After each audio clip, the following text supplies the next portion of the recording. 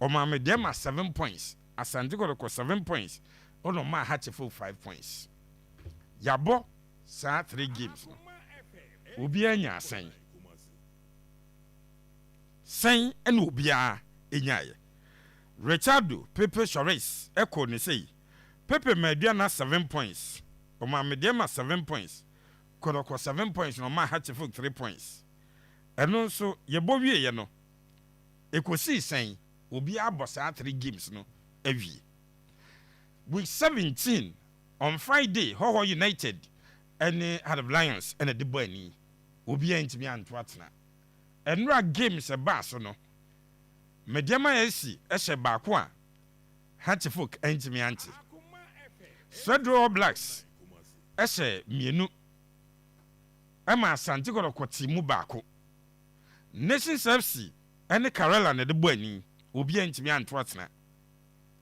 Dreams FC shemienu Basic Holy Stars entimi antibi 11 Wonders na afie etwat na edikan nanso Ghost Stars ebeti yewie na Ghost Stars akọ win game no by 3 goals to 2 Bechem United na afie she baako a Brekum Chelsea entimi anti surprisingly Aduana Stars etna afie ma Vision FC ekọhye na baako a wentimi anti na Samatex enso tena afie she mienu a Young Apostles entimi antibi nti wey week 17 last round of matches our first round city sikoye say and a league table no etie Mediama finish as winners of the first round omunya 34 points Ghost Stars etoso mienu 32 points Asante Kotoko toso miensa 30 points Aduana Stars etoso 9 29 points Hatchefok etoso num 28 points. Samatex Tosunisia 27 points. And so Karela 25 points. And Wache Heart of Lions 24 points. Swedro Oblaks Tosunkro 22 points. Edu Young Apostles 21 points. Vision FC Tosu Dubako 21 points. Dreams FC Afraba Omotosu Dumienu 20 points. Nations FC Etosu Dumiensa 20 points. Holy Stars and so etosu do 9 20 points. Bechem United dunum 19 points. Hoho United dunsia 18 points. Brekum Chelsea Donzo 18 points. Na 11 Wonders. Omo eni chatuo omo tosu dun woche 6 points eno mukita. First round league table no say eni sitie. Se ohwe top 4 na surprises be ewom. Mediama first. Ghost Stars second. Asante Kotoko third, Aduana Stars fourth, Hatchefok and na Ghost Stars have push your more free top 4 num has at the fifth. Shall league table no said this down no. Afe yansha enra results by week 17 results no surprises be a wom league table no say any city na me ba phone lines pepe na wo kan bibi yonko yanim ya na wa yan me pese meti afrefo nka kakra ye nyu on okay ene ma me nsa se mfiri wo so week 17 results a epiem no me the game a ayem wonwa pa ye Vision FC win omukonya wodoma no how did they do it but other games no how did they go yenhwe na fe table no so no surprise bi ewo mu ana abusama dase ye beba table no de no na fe ya be na results no obviously Aduana losing at home but na boba Vision FC na boba sir unim so when you are managing teams like Aduana such results go for heat wodoma but enyen national what does it yes say Kotoko na abo has na abo 2 drawn games at home no lose the third one now see you pam ka pressure started man yeah see you pam but the pressure is only at Doma Yenra Park and so kakra bi no unim so last 3 home games of the Benyomu win bi omone Hatchefok ebo 0-0 and omone Basketball 1-1 and a Vision akosho 1-0 and no referee no bobe 22 minutes of additional time akoda no so obi hu ad ne ko share roman father botom kura ade na mfa referee no boy ya pon match si nyina ma has de no mo start 4:30 no 3:30 no and no mo boss game no check it time na still na aduana de yi da so ye on na has de no so ye on say review on bon but I think that na ebobo bana over the week CEO of Aduana Stars I go cast minim what menu atapoku na or penny as mo person work say omo de nye league no mo pe they are not interested in league Aduana league Ghana Premier League twice right and at mind games and now why you bring negative impact on your team when the CEO says that we are not interested in a league yet in league near CBG FA Cup near PSG atawa hwe ya asase na kan minim so the moon chire mu for everybody but a Chelsea boys feel say if they don't win the league they have not disappointed anybody because the club CEO say Adrian set a target bia so okoji league. I'm sure it was for the public, it wasn't for the team, but it could have negative consequences on the club say CEO no kwasi the engazi okoji league and be no results and of the last 3 games are Adrian abodoma possible 9 points at home. Aduana kure 2. This is not the Aduana Stars and as Aduana Football Club of Japan. And the comment from my brother Atapoku say omunga zo mbeji league no. Bia or my coach Chiba Aristic and then the boys you know something to rely on and say no sometimes you don't say this bia because you obsessed with winning the league but you say league a target. Send your players na any league no mun disappoint you bia me am wan say attack kan sa asem now Hearts of Oak eluzi ewo takwa has lose to Mediama coach nsem no kan there seriously be has bonu wi coach nsem no kan am nim say match na boy na asem no kan ade wo kan say o say football no obi our responsibility say ball no be come na be fair from referees asem no kan nyina o wie no o say referees no so aye o mo de nim de coach ka me say has a problem no coach ye nyina ye hu bia has problem no and has a folk problem ne say league na ye bono Accra has a folk ashe so far as 11 goals in 17 games and at 12 fatu so da me and no has problem on to coach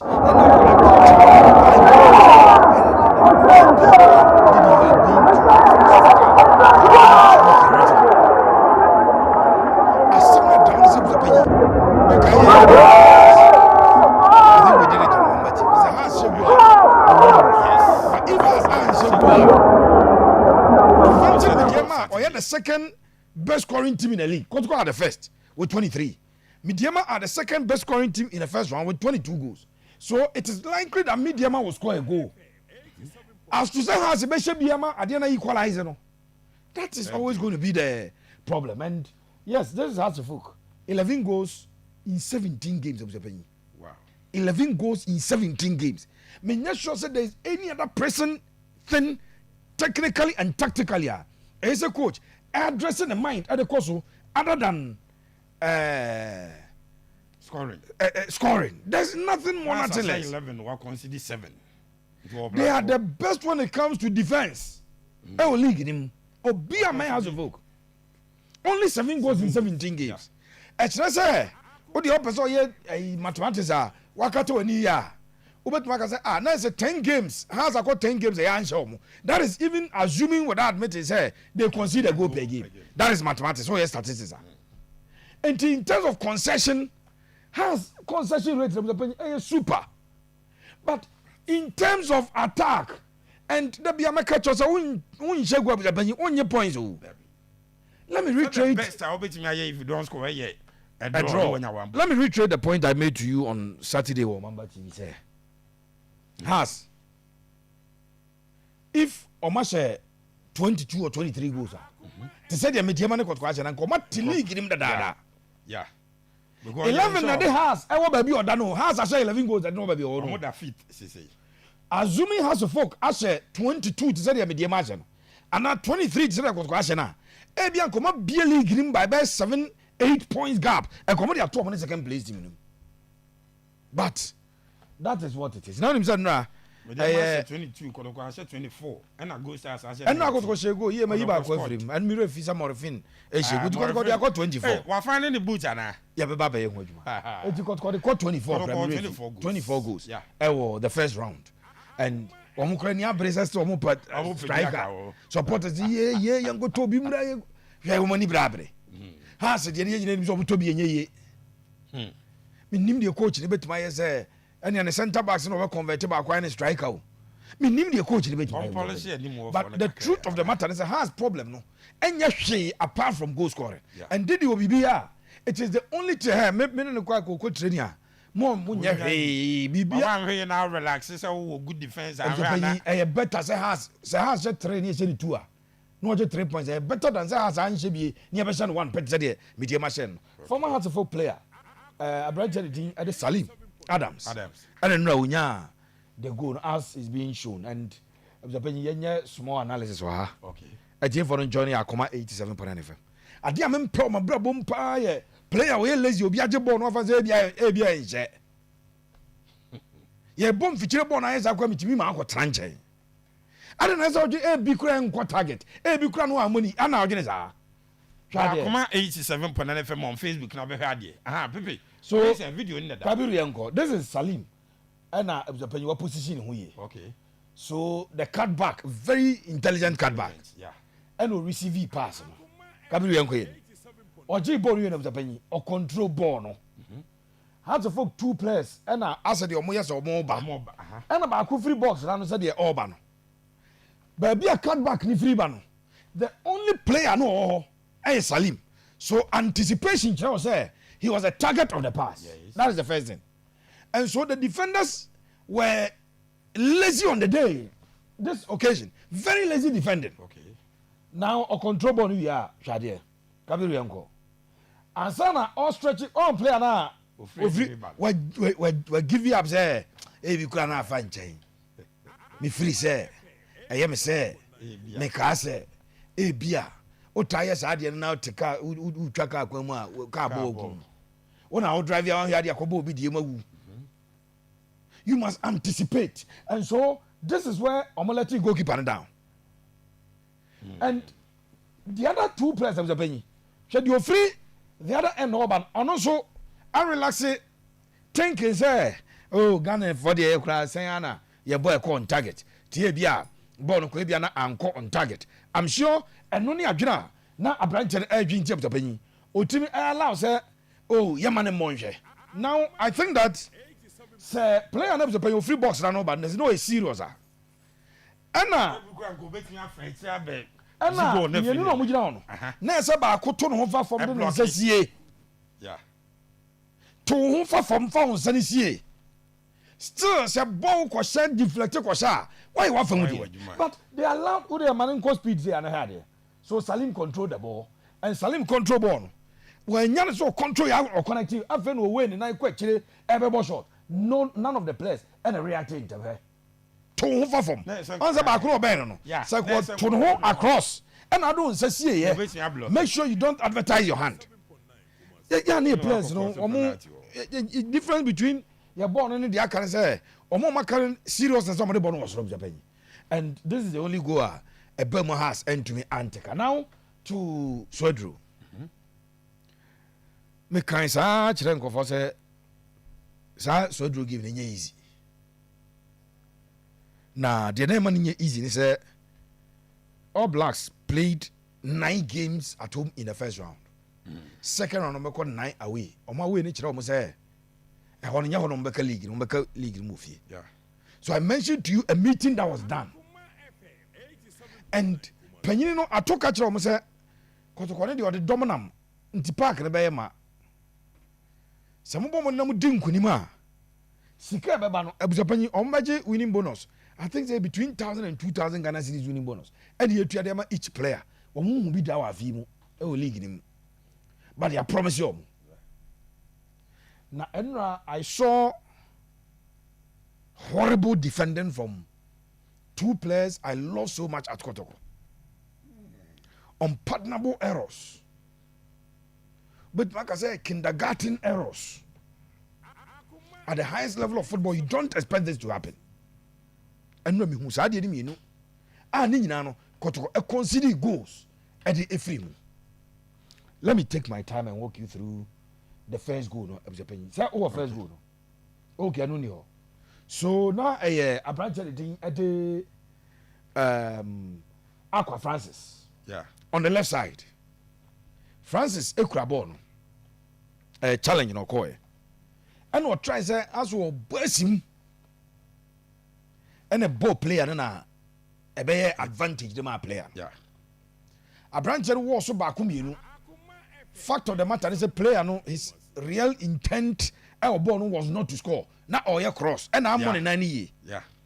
So go no maybe I Kotoko has made knife and be na Ismaado at the share has chef Kotoko 4 the same Ismaado as go a baller now just or a cross. I'm born a leg ni na Kamara anticipate jabber him kakase in case or send that in swinger. No advantage at far. Tibono a far the other side no. But I think that Nasaka Francis Aqua a better on the occasion. Sure. And Nasaka Francis after say ball crano a advantage my player no or sliding maybe or tackle branch on that side or a yellow card would have been flagged to him. It is opportunity to prevent a goal. Look at the second goal and shocking defending from my own Zakaria Fuseni. Asem de ba nipa nyina ka bi. Yes. Me kokko champo pa fam ko jina be a jawo bi asem ntremensa and in defender Zakaria Fuseni. One of the top center backs in the league. Me defended. Okay. Kotoko team nim se me rate center backs are based on the obi aye o nya oba kotoko yo. Me yi samba none of the center backs. And he closer to Zakaria Fuseni. But Oba Kotoko I shocking minimum the Kuruntia. This is a player what captain Brekum Chelsea for years. Now ko Brekuma. Or a ball playing center back. On your center backs now muji bobon buno. Or the ban nim sa no be peguase. The confidence on the ball. But Oba Kotoko minim unzo ball top 4 enya very bad game or top 4. Yeah. And the coach yi in a free or amobiema kosi say Nansea injury crisis never in a man bobby. Yeah. But I will not blame the coach. I will blame the boy. Say, who a top-notch player. So when there is a problem to bench now, Mobia, you are only waiting to buy your time. Said that coach in the bench. Mama coach now was a crime and I am a ball. Sure. And Mrs. Zakaria for saying the penny. I had the OBI or bomb in there is a Hamzat about over Zakaria. Kotoko Ansu, I heard of Zakaria. Ablo Derby, they should not be apart from somebody doesn't go be ahead of him. And we are the wire, but Obako to go the wire and there. Coach, you know, or the left back, need to have a ball. And then was happening. What happened? Now, a person day. One anticipated boni. Now, my men saw there, 80 Jinahayama, maybe the father, would you cross the pet, or movement and watch it. I was a pen, use a bono. Only you as the centre back on any face the goalkeeper in a goal. Yes. And at the centre forward there, of face goal post because on over paper. Yeah. Who defended? Zakaria Fuseni on this occasion. Sabo heavy. Utimi bomb na keeper na china referee bien no back pass because anya back pass. Yeah. Obetimi decide say oh ball control. So utimi betuma pimbo no ma. The audience all do tini pim mu kosoro dia pim kosoro mfa ho. By the time a ball be free straba no be a recover. Because if you are reading the game very well, say cross the bar no. Akawoni all black striker na pe. Yeah. Kaisama catch say Rudolph no. Or one of the sharp strikers in our league. Only say team no bono. Young fan 15-20 goals. So both team mid table and I say top team, top 5 teams really on what was by now can goals no question will be a change the yeah. I've seen him in games. Now himself this season, the first goal I was doing. Wow. The 5 previous goals in was sent away. That's the level of striker he is. Oh, nice. The first goal I was doing. Was sent away. Eti ball was a penny man bounce because a bounce here. One who defender no. Esansa who no who person who defend the ball ninja no. who need good view of the ball. Yeah. And so you must be first to the ball. A simple coaching instruction. Say unko coaching course da. Ubos ye peja ball coach na coach is not first to the ball. Reason job first to the ball say one. Say Zach an ka ball ya. E bi anka striker no be kan ka kra bi e foul. Which mean ya foul. Say no ka ball na e de call goalkeeper no so. Ni keeper bet match. E control after the na recover better drone. Sure. But when you miss the ball, the next thing is that why you have got a penalty. No, I last one, no, I call you record. And now say striker never ball na kobashi. And that's exactly what happened here. Yeah. On Messi ball no. O the Rudolph one control ball no. And no na a commentator no di na leto I was ball no by na branch no control you know there be one control ball. One time. When you are goalkeepers ni pie na wama angle na ye kitwa bia ma closing one narrow say utimi ball on target a likely say obehye sure e fa no na keeper no stretch na so de nan a utimi stop ball enti how Zakaria missed this ball observing too bad shocking disappointing, and I'm sure Zakaria himself at TV achi e social media so no hu ya obebu say na me ye den and those are the players observing me po enya de bia nkofo bashina na emre bia ko ibe ball Kotoko ono so fibrekum ene bayo na o captain obrekum Chelsea na Kotoko fa na bae eno so ono ana di ne phone eno ono ana atwe ne Facebook ti de ono pen o de ye ono ana phone ono ana Facebook app o man enko ti de open o de ye o hwe go we observe na quite disappointing, and no the only positive thing a free game no buy no Morifung Donzo catch say some more striker mo nya botrans. Is he back? We need him over 5, 6, 7, 8, 10 games.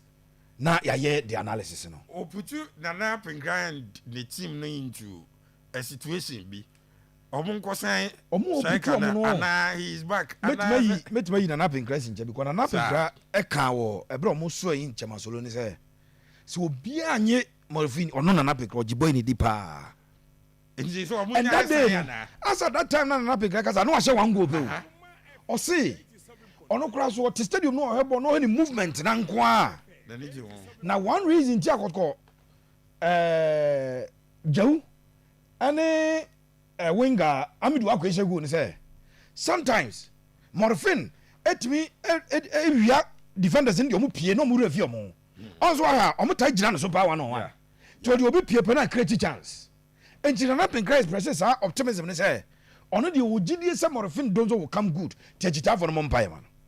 He's been involved in saying 4 goals in his last 3 games. 2 games, 2. Scoring 2, assisting 1. Ewo Bechim game na was okay. So in the last 2 games, he involved in 4 goals. Wow. And the confidence cannot be. Wow. He couldn't have waited for any better time. At the time, Kotoko ye be transfer window. No more dwene ho say.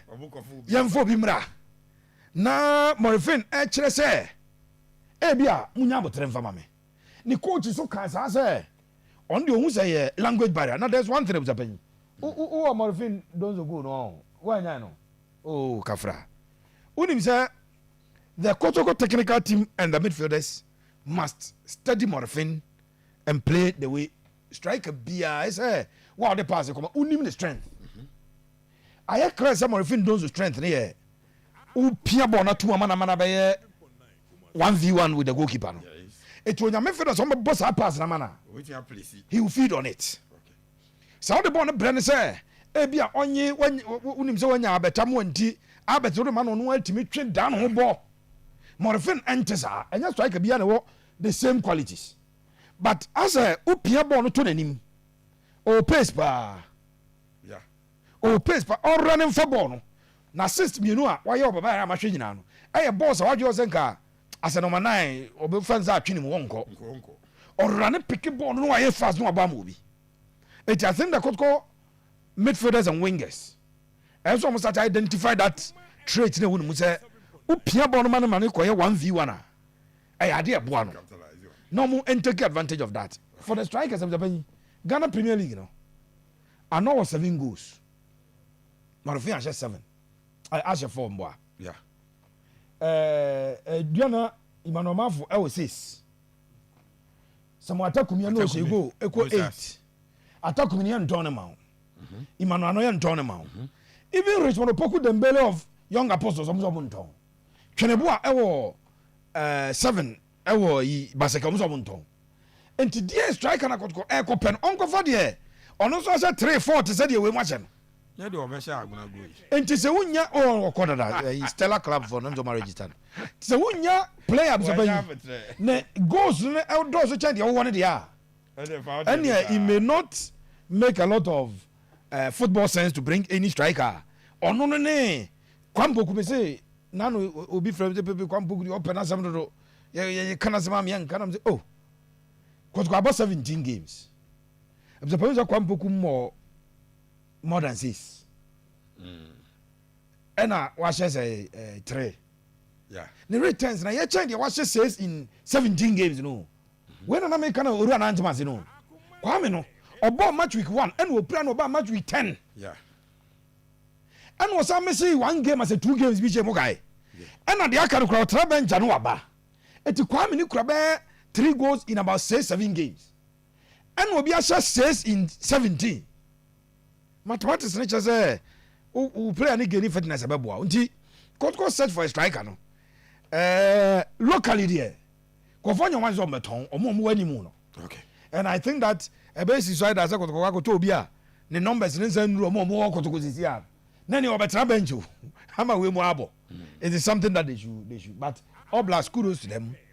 And the atmosphere and everything was good. It was stadium model but sansi hunu na e see Saturday ebe to aso Sunday match time no na me busa se nti ombeba kumase yen so so anu ma no so na de ba kwa me ntiase me bisro ma 1 minute and say GF for am so ma fanse Kotoko no ska bi da ba bi om di tua fines omo fine Kotoko ni pa kono oye fines no Me dem ma Kotoko fines say sa match be catch us enkofo bi ade abufuo mi gi video nyina a kire o ai almost 10,000 me ni problem o say sa 10,000 is standard a SABC doma 10,000. Unim say has a players in Chelsea revenue. Apart from say no money 3 games no. Maintain say omo aye any further punishment there. Has as a team omo fine omo say 10,000. Ya na maintain fines na say omo and as kana omo gigi free team omo ya short omo nya. Boy ya boy ni omo situation market ya. Nti omo fa the unim the woman say wa ma better points one yeah no ma compare ba but me tell almost my find young apostles 5,000 you na young apostles more 5,000 there pepe ayi for your one guy I wonder for plus kwa entum ka bosu mi just wa find no o sa good wo medanya ana GF for music bi do mo de tiara enya sa dia ngofo nya o so wa vele gala bi o em say says kana bad ye be this ankomo no Richard Pepe Soris and what's it in? Good evening, I'm watching you live from my